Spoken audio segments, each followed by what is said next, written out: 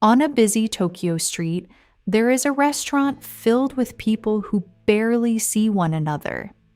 Each customer sits inside a narrow booth, separated from the next person by wooden partitions. A small bamboo curtain hangs between the customer and the person serving the food. When the ramen arrives, the curtain falls again, leaving only the bowl, the steam, and the diner. There is no need to make conversation or wonder where to look between bites. Nobody asks why you came alone, because the entire space was designed to welcome you that way. The restaurant calls these seats flavor concentration booths because they remove distractions from the meal. Yet they also reveal something much larger about modern Japanese life. Being alone does not always have to look sad, awkward, or incomplete. Sometimes it can look like a person quietly enjoying a bowl of ramen after a demanding day. This may sound simple, but many of us find it surprisingly difficult. Imagine entering a beautiful restaurant on Friday evening and asking for a table for one. Would you feel completely relaxed? Or would you suddenly become aware of everyone around you? You might wonder whether strangers think you were abandoned, rejected, or unable to find company. Most of those strangers are probably not thinking about you at all. However, the embarrassment can still feel real because it does not come entirely from them. It comes from a story many of us learned long before entering that restaurant. A full life should be crowded, socially active, and constantly connected to other people. An empty chair must mean someone is missing. A quiet evening must mean we had nowhere better to go. Japan has not escaped loneliness, and it would be misleading to pretend otherwise. The country has serious concerns about isolation, especially among older adults and socially withdrawn people. Japan's government now conducts national surveys and has introduced policies specifically addressing loneliness and isolation. In its 2024 survey, roughly 4 in 10 respondents reported feeling lonely at least occasionally. That is not the picture of a nation that has somehow defeated loneliness. But Japan offers another lesson that is quieter, more realistic, and perhaps more useful. It has created many places where doing ordinary things alone does not automatically feel like social failure. To understand why that matters, we must separate 2 experiences that often get confused. Loneliness is the painful feeling that the connection you need is missing. Solitude simply means spending time without direct interaction with other people. One can hurt deeply, while the other can sometimes feel peaceful and restorative. A person can also feel lonely at a crowded party or completely content during a solitary afternoon. The difference is not merely the number of people standing nearby. Choice, emotional connection, and the meaning we give the moment all matter. This distinction appears inside a Japanese expression that became increasingly visible during recent decades. The expression is Ohitorisama, built around the idea of one person and wrapped in polite language. It can refer to a customer, traveler, or diner who is doing something alone. The term has not always been completely free from social judgment. It has been especially connected with unmarried women and changing expectations surrounding adulthood, work, and marriage. Over time, however, it also became associated with greater independence and freedom of choice. Instead of waiting until everyone becomes available, a person can enjoy an experience when they want it. The important message is not that every solo customer feels confident or happy. It is that the business no longer treats that customer as an inconvenient exception. This change becomes easier to understand when we look at Japanese households. In 2020, just over 38% of Japan's private households contained only one person. That represents more than one household in every 3 across the country. Some residents are young workers who moved to a city for employment. Others are unmarried adults, divorced people, widows, widowers, or older residents whose children live elsewhere. They do not all share one personality, lifestyle, or emotional experience. However, together they create an enormous demand for services designed around one person. Walk through a large Japanese city, and that demand becomes visible everywhere. A customer can sit alone at a ramen counter without occupying a large family table. Some yakiniku restaurants offer individual grills for customers cooking small portions of meat. Solo karaoke rooms allow one person to sing without performing for friends or colleagues. Capsule hotels and compact business hotels naturally serve travelers arriving without companions. Convenience stores sell carefully portioned meals that do not assume an entire family is waiting at home. None of these businesses can cure loneliness or replace a trusted human relationship. What they can remove is the small, practical punishment that often comes with being alone. You do not need to purchase a meal for 4, explain yourself, or pretend someone will arrive later.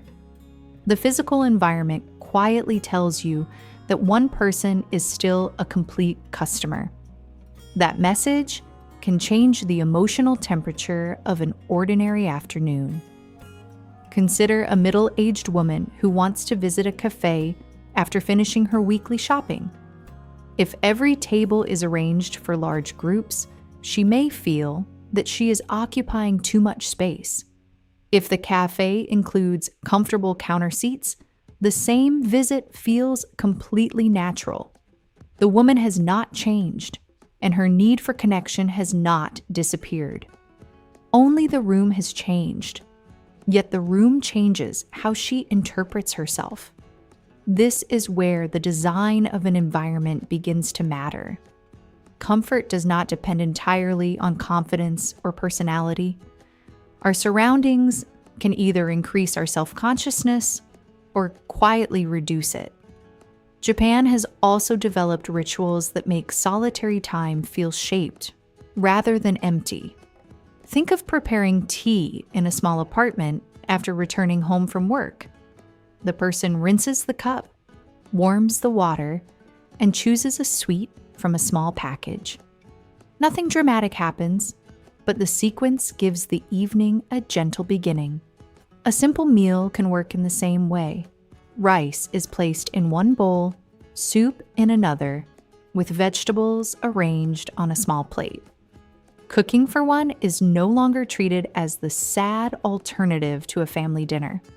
It becomes a way of caring for the person who is actually present. The same principle can appear during a neighborhood walk, a quiet bath, or a visit to a local cafe. The activity gives time alone a direction without filling every second with noise. Many people do the opposite when silence begins to feel uncomfortable. We reach for the phone before even noticing what emotion has appeared. We open a social feed while waiting for water to boil. We play a video while eating and another while preparing for bed. Sometimes this is simple entertainment, and there is nothing wrong with enjoying it. But the phone can also become a curtain we hide behind whenever we feel visible and alone. It protects us from a question we may not want to hear. Am I comfortable in my own company when nobody else is responding to me? Researchers studying solitude suggest that the answer is more complicated than choosing people or choosing isolation. Short periods alone can lower intense emotional arousal and create a calmer state. Chosen solitude is generally experienced more positively than solitude that feels forced or unwanted. This means the goal is not to remove people from your life. It is to develop enough choice that every quiet moment does not feel like rejection. Healthy solitude and healthy relationships can support each other. Time alone may help someone settle their thoughts before returning to a difficult conversation. It can also provide space for reading, creativity, reflection, prayer, exercise, or genuine rest. Meanwhile, meaningful relationships give us care, belonging, help, affection, and a place to be understood. Neither side should be used to erase the other. This is where the romantic image of Japanese solitude needs an honest correction. Living alone can bring freedom, but it can also bring practical and emotional risks. An older person may go days without a meaningful conversation. A remote worker may discover that convenience has slowly turned into complete isolation. Someone experiencing depression may describe withdrawal as a preference when it actually feels painful. A private ramen booth is enjoyable when privacy is what you wanted. The same booth would feel different if it represented the only human contact available all week. Peaceful solitude still contains choice, safety, and a path back toward other people. Loneliness usually contains a desire for connection that is not being met. When that pain persists, the answer is not to become better at tolerating it alone. The answer may involve contacting a friend, joining a local activity, or speaking with a qualified professional. Learning to enjoy solitude should expand your life, not make your world increasingly smaller. So how can we borrow the most helpful part of the Japanese approach? Begin by removing the idea that a solo activity is merely a failed group activity. A lunch alone is not necessarily a lunch missing another person. It can be a complete experience with its own rhythm, attention, and pleasure. Imagine entering a familiar cafe on a quiet weekday afternoon. Choose a seat beside the window and order something you already know you enjoy. Let the cup arrive without immediately placing your phone beside it, like a shield. Watch the steam rise while bicycles pass outside and cups touch saucers behind the counter. During the visit, notice whenever you imagine strangers evaluating you. Then look around and see how little attention they are actually giving you. Most people are occupied with their meals, messages, errands, and private worries. You are rarely the central character in a stranger's afternoon. That realization can feel unexpectedly freeing. But peaceful solitude does not begin only after you leave the house. Sometimes it begins with one small corner, waiting for you at home. It does not need to resemble a traditional Japanese room or cost much money. It might be one chair beside a window or a neatly cleared section of the kitchen table. Place a favorite cup there, along with a book, a small plant, or a folded blanket. When evening arrives, switch on one warm lamp instead of flooding the entire room with light. Make tea, open the book, or simply watch the color slowly disappear from the sky. The purpose is not to create a perfect interior for social media. The purpose is to let your home communicate the same message as that single restaurant seat. There is a place here prepared for you. Yet even a beautiful room can feel empty when time has no shape. This is why a small ritual can change the atmosphere of an ordinary evening. Without boundaries, Time alone can dissolve into hours of scrolling and leave us feeling emptier. A ritual gives the evening a gentle beginning and ending without turning it into another demanding project. You could take a 20-minute walk after dinner and keep your phone inside your bag. Listen to footsteps, passing trains, and dishes being washed behind neighborhood windows. You could prepare one proper breakfast every Sunday, even when nobody else will see it. Toast the bread, slice the fruit, and place everything carefully on your favorite plate. You could also return to the same neighborhood cafe until its ordinary rhythm becomes familiar. Repeated rituals make solitude feel inhabited rather than abandoned. Then comes the most uncomfortable test, because it can happen anywhere. The next time you wait alone, resist unlocking your phone for just 60 seconds. Notice your shoulders, your breathing, the sounds nearby, and the urge to appear occupied. The first feeling may not be peace.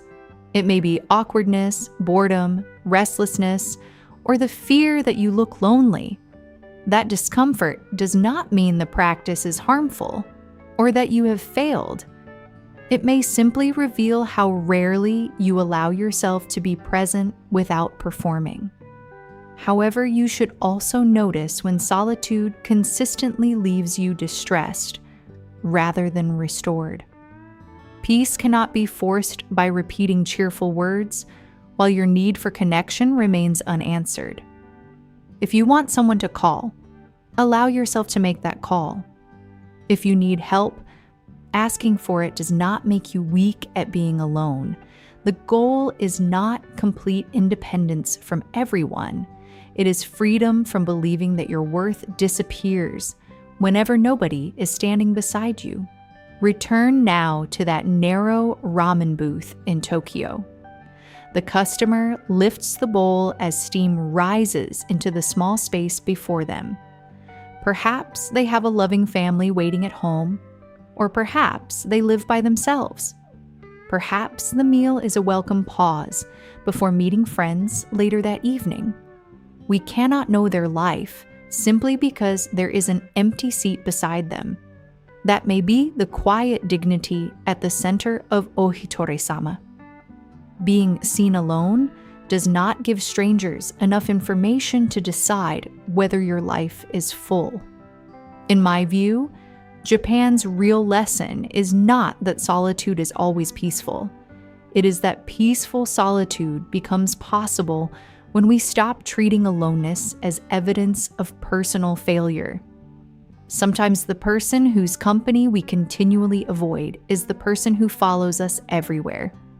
Learning to sit comfortably with that person can make both solitude and connection feel more honest.